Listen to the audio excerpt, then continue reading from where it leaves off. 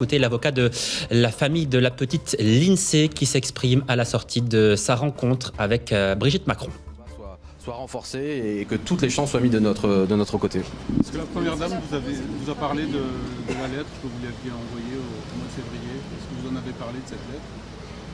Oui, on en a parlé et elle ne l'aurait pas reçue. Donc je pense que ça doit être un problème avec la secrétaire, je ne sais pas. Mais non, elle ne l'a pas reçue. Vous attendiez aussi que Brigitte Macron assume ce que la PND n'avait pas forcément fait, c'est-à-dire la responsabilité de l'éducation nationale. Est-ce qu'il y a eu des mots? Oui, elle assume. Elle assume. Elle assume quoi? Ben, elle le dit qu'il y a une erreur quelque part, que c'est... tout ce qu'on dit en fait quand on a demandé de l'aide, qu'il n'était pas là, elle reconnaît que oui, ils ont une part de responsabilité. Lui et toutes les personnes qui ont été justement concernées dans cette histoire. Qu'est-ce que vous ressentez aujourd'hui que le combat doit continuer, mais à la sortie d'un rendez-vous que vous n'avez pas sur le cœur encore? Aujourd'hui, je me sens un peu mieux le fait que j'ai été écoutée, j'ai été entendue et Madame Macron, c'est une femme qui est très très touchée par cette histoire. Elle me l'a fait ressentir comme ça et c'est une femme vraie. Voilà. Cette journaliste a été expliquée pourquoi il n'y a pas eu de prise de parole depuis le drame, pourquoi il y a eu tout ce temps? Je sais pas ça. Vous avez dit que vous allez continuer à travailler avec elle. Comment ça va se passer? Vous allez la rencontrer? Oui, pourquoi pas, oui. Certainement, oui. Ce qui a été évoqué, c'est la réunion intergouvernementale prévue dans les prochains jours entre le ministre de l'Intérieur, le garde des Sceaux, le ministre du Numérique et le ministre de l'Éducation nationale pour établir un programme de mise en œuvre d'actions concrètes contre les réseaux sociaux. On s'est vraiment mis d'accord, on a beaucoup parlé des réseaux sociaux et de la nécessité de tout faire pour enrayer ce déchaînement de violence et de haine, mettre un terme à toute forme d'impunité, mettre un terme à toute forme d'anonymat et faire en sorte de protéger les enfants, les adolescents qui sont victimes de cyberharcèlement, mais aussi les adultes qui sont la proie de ce système qui ne convient plus du tout. Il y a une volonté qui s'est exprimée de vouloir faire bouger les choses et en même temps, il nous a été rappelé que c'était extrêmement difficile de faire évoluer tous ces murs qui se dressent devant nous. Donc le résultat semble positif, bien sûr, humainement. La conclusion, c'est vraiment de travailler donc, avec Betty. Elle va être invitée pour pouvoir assister à tout ce qui a déjà été mis en œuvre à travers les appels téléphoniques, les programmes d'assistance de toutes les personnes qui sont harcelées, des enfants qui sont harcelés, pour savoir comment ça fonctionne. Il a été évoqué l'idée que la maman de Lindsay serait l'ambassadrice de tout ce programme phare et notamment de toute la lutte contre ce fléau du cyberharcèlement et du harcèlement à l'école et d'autres mesures qui seront mises en œuvre. Nous attendons d'avoir des réponses pragmatiques par rapport à ce qui sera fait vis-à-vis des réseaux sociaux. C'est notre principale préoccupation aujourd'hui. J'aimerais terminer en disant que c'était une conversation entre une maman et une autre maman, même si l'avocat était là, bien sûr, mais ça a commencé comme ça s'est terminé comme ça. Et je crois que ça a une vertu thérapeutique, puisque pour la première fois, la maman de Lindsay m'a dit avoir senti être écoutée, avoir été écoutée. Et donc c'est forcément quelque chose de très positif. Et ce qui a été dit, c'est que ça permet d'atténuer un petit peu toutes les énormes anomalies, les dysfonctionnements majeurs de toute l'éducation nationale, ou en tout cas d'une partie de l'éducation nationale, qui s'est montrée en dessous de tout à travers cette affaire abominable. On va reparler de l'académie, du responsable de l'école, d'une partie du corps enseignant, qui ont tous tourné le dos à Lindsay et à sa maman quand elles appelaient au secours. Elle s'est excusée pour ça et je crois que ça fait du bien à Betty. Ça veut dire que la dernière fois, c'était pas une conversation entre une maman et un papa? Ça n'a pas du tout été ressenti comme ça d'un point de vue humain, ça arrive. Est-ce que Mme Macron a fait passer aussi un message de la part de son mari, le président du chef de l'État? Est-ce que vous avez dit que vous auriez souhaité que ce soit là aussi? Oui, elle nous a dit un petit mot par rapport à ça, qui est de tout cœur avec nous et qui est sensible à ça aussi, à ce qui s'est passé. Pourquoi pas? Bien sûr. Aujourd'hui, la seule chose que je voudrais, c'est que tous ceux qui ont fauté dans cette histoire reconnaissent en fait. Voilà. Vous avez abordé avec elle pas de vague dans ces cas-là, pas de vague pour les histoires de harcèlement?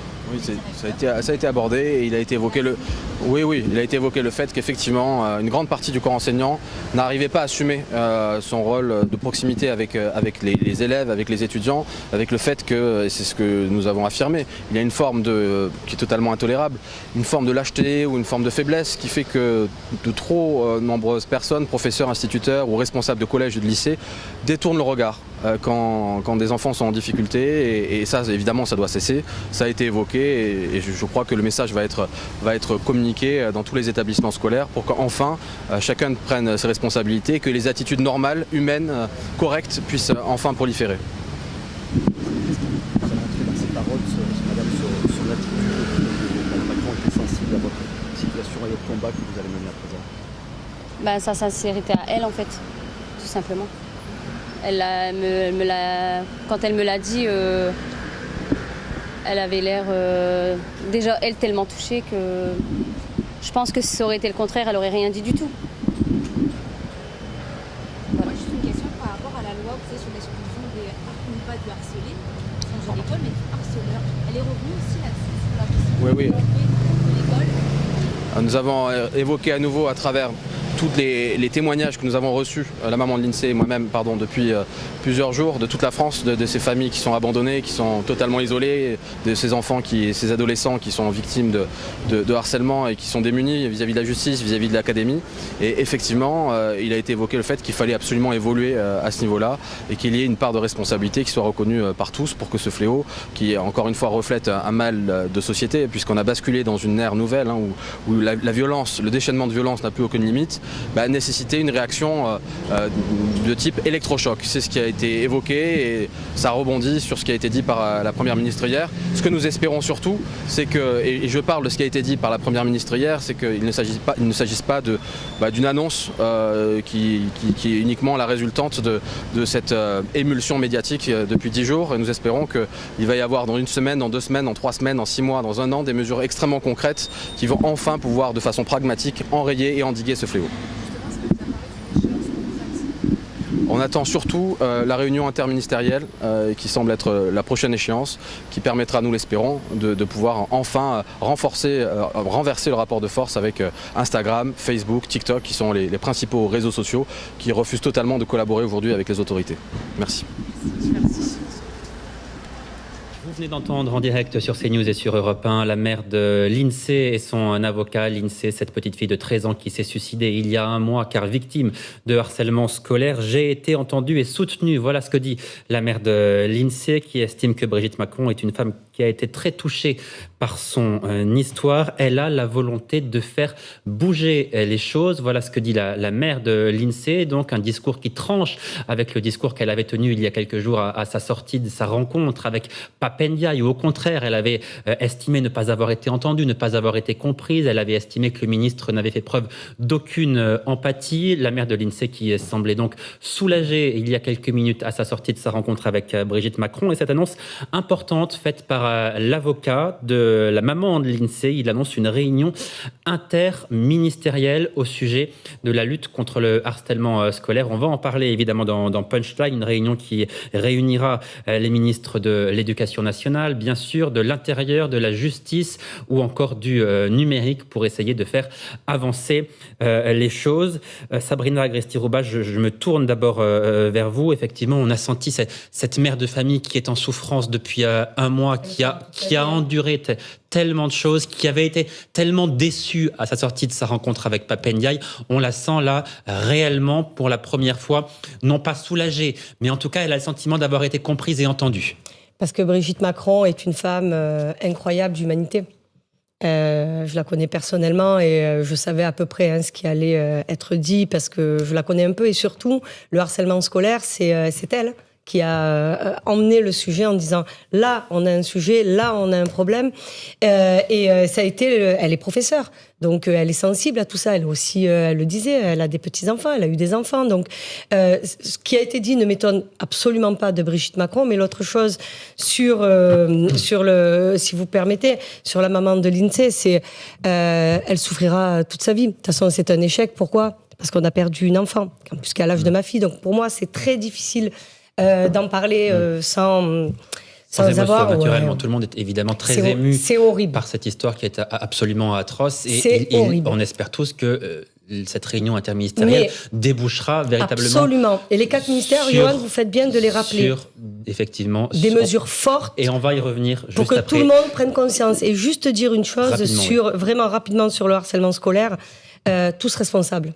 Voilà. Et il n'y a pas de moquerie anodine. Naturellement, pas de moquerie anodine. On parle de cette réunion interministérielle puisque c'est l'annonce à retenir, donc annonce faite par l'avocat de la maman de l'INSEE, réunion interministérielle qui va réunir plusieurs ministres pour essayer de faire avancer les choses et de lutter contre le harcèlement scolaire qui concerne quand même, je vous le rappelle, 1 million d'élèves à différents degrés bien sûr, mais 1 million d'élèves dans notre pays. On marque une courte pause et on se retrouve dans Punchline en direct sur CNews et sur Europe 1. À tout de suite. De retour en direct dans Punchline sur CNews et sur Europe 1. Je vous présente à nouveau les invités qui m'accompagnent. Karim Zeribi et Georges Fenech sont toujours avec nous, consultants CNews. Sabrina Agresti-Roubache, bonsoir à nouveau. Vous êtes députée Renaissance des Bouches-du-Rhône. Et puis j'accueille Thomas Scarpellini. Vous êtes juriste. Bonjour, soyez le bienvenu. Et puis Jérôme Riménez, porte-parole UNSA, Police Île-de-France. Merci à vous 5 d'être sur ce plateau. On parlait il y a quelques instants de l'expression de la mère de l'INSEE et de son avocat qui se sont donc exprimés à la sortie de leur entretien avec Brigitte Macron, la mère de l'INSEE, très soulagée, qui s'est sentie comprise par la première dame. Elle a le sentiment que les choses vont évoluer, avancer concernant le harcèlement scolaire. On va retrouver devant l'Élysée Jeanne Cancard. Bonsoir Jeanne, vous avez suivi évidemment cette prise de parole de la maman de l'INSEE, vous lui avez même posé des questions et ce que l'on a ressenti évidemment c'est une forme de soulagement, soulagée de s'être enfin sentie comprise et entendue. Jeanne. Oui, très clairement, Johan, puisque la maman de l'INSEE, Betty, nous a confié dès les premières secondes de sa prise de parole qu'enfin elle se sentait soutenue, enfin elle se sentait comprise. Évidemment, on lui a demandé si elle avait senti un changement de cap, un changement d'attitude par rapport à celle qu'avait pu prendre le ministre de l'Éducation nationale, Pap Ndiaye, lundi quand il a reçu la mère de l'INSEE ainsi que son beau-père et son avocat. Elle nous a dit clairement, on est passé de quelque chose d'assez finalement surfait, c'est le terme qu'elle a employé, à quelque chose de sincère de la part de Brigitte Macron. Un rendez-vous qui a duré cette fois-ci près de 2 heures. Lundi avec le ministre de l'Éducation nationale, ça avait duré environ 45 minutes. Il y a des mesures concrètes qui ont été abordées lors de ce rendez-vous avec la première dame, notamment l'élargissement, le renforcement du programme phare. Vous savez, ce programme de lutte contre le harcèlement scolaire. Hier, la première ministre Elisabeth Borne avait dit que l'objectif, la priorité de la rentrée de 2023, ça serait justement cette lutte contre le harcèlement scolaire. La maman de l'INSEE a fait clairement prendre conscience à Brigitte Macron qu'elle voulait que ces paroles soient suivies d'actions. Brigitte Macron qui a d'ailleurs proposé, envisagé avec Betty qu'elle devienne l'ambassadrice de ce combat, à la fois pour la mémoire de sa fille mais aussi pour tous les élèves en France qui sont encore aujourd'hui victimes de harcèlement. La semaine prochaine, un rendez-vous interministériel aura lieu justement pour mettre en place des actions concrètes contre ce harcèlement. Betty, la mère de l'INSEE, pourrait être présente lors de ce rendez-vous interministériel. Et puis évidemment, on a aussi demandé à Betty s'il y avait eu des mots adressés de la part du chef de l'État par la voix de son épouse Brigitte Macron. Elle nous a dit qu'en effet, quelques propos, quelques paroles lui étaient revenues aux oreilles, puisque Brigitte Macron a dit évidemment que le président, le chef de l'État, avait été extrêmement touché par ce drame et qu'il comptait concrètement faire quelque chose avec cette fois-ci un vrai budget financier mis en place pour lutter contre le harcèlement scolaire. Merci beaucoup Jeanne Cancard en direct du palais de l'Élysée. Alors l'information évidemment importante à retenir, c'est, vous l'avez évoqué, cette réunion interministérielle qui aura lieu la semaine prochaine, qui réunira le ministre de l'Éducation nationale, de l'Intérieur, de la Justice ou encore le secrétaire d'État chargé du numérique. Ça c'est extrêmement important, Karim Zeribi, parce que ça veut dire qu'il y a quand même une volonté de la part du gouvernement de faire évoluer les choses pour lutter contre le harcèlement. Et la mère de la petite l'INSEE avait un doute jusqu'ici. Elle disait il n'y a pas de volonté, on n'est pas entendu, les choses ne vont pas changer. Je veux d'abord dire que Brigitte Macron a certainement convaincu la maman de l'INSEE et son avocat parce qu'elle est elle-même très investie sur cette cause. Et elle est investie avec sincérité. Elle est investie avec authenticité. Et je crois qu'elle a dû livrer des mots à la fois simples mais vrais à la maman de l'INSEE, qui n'en attendait pas plus dans un contexte dramatique pour elle. Et ces mots, c'est des mots de reconnaissance d'abord des fautes qui ont été commises, des dysfonctionnements, Et c'est vrai que quand Brigitte Macron le dit à la maman, je suis convaincu que la maman, ça l'a touché au cœur. Elle ne l'avait pas entendu de la part du ministre de l'Éducation nationale, malheureusement, qui était apparu dans ses interviews assez froid, assez techno, assez lointain. Oui, aux parents, d'ailleurs. Beaucoup de temps, même à les contacter, effectivement. Et là, on sent qu'il y a une forme de spontanéité, de sincérité de la part de Brigitte Macron. Elle est investie, la femme du président de la République, sur ces questions-là. Et elle fait bouger les lignes, puisque je suis convaincu que ce comité interministériel est certainement une idée qu'elle a eue et qu'elle veut impulser de la place qui est la sienne. Mais je vais vous dire, c'est salutaire. C'est salutaire parce qu'elle n'est pas à la tête d'un ministère, elle n'a pas la pression d'un ministre, elle ne regarde pas le sondage de l'opinion vis-à-vis de son combat, elle mène un combat qui est sincère et j'espère qu'il portera ses fruits pour la nation. Georges Fenech, il peut déboucher sur quoi ce comité interministériel? Qu'est-ce qu'on attend comme mesure forte qui pourrait vraiment faire changer, évoluer les choses dans le bon sens? Oui, d'abord pour compléter ce que vient de dire Karim Zeribi, ça me rappelle à tous que dans la politique, il y a avant tout de l'humain. C'est pas uniquement des idéologies, des doctrines, des chiffres. C'est l'humain qui est en cause. En plus, qui plus est quand il s'agit d'un enfant. Et donc là, on voit bien la différence entre les uns et les autres. Non, je crois que... Qu'est-ce qu'on peut attendre? À partir du moment où vous confiez votre enfant à l'institution scolaire, c'est l'institution scolaire qui est responsable de ce qui se passe. Quand vous confiez à la responsabilité d'un hôpital, j'ajoute même dans une prison, c'est la responsabilité de l'institution qui doit vous protéger. Et là, manifestement, l'institution scolaire n'a pas protégé, donc il y a une responsabilité de l'école. Ce qu'on attend, c'est qu'on retrouve un moyen de fonctionnement de l'institution scolaire où il n'y ait plus de failles, où l'information circule, où le signalement se fasse avec des obligations, avec aussi la capacité d'écoute de la parole de l'enfant qui n'est pas toujours évidente. Voyez-vous. Donc on attend que toutes ces mesures se mettent en place. Bon, on suivra évidemment ce comité interministériel qui aura lieu la semaine prochaine sur CNews et sur Europe 1. Et on espère véritablement pour cette maman, pour cette mère de l'INSEE et pour toutes les familles qui souffrent de ce harcèlement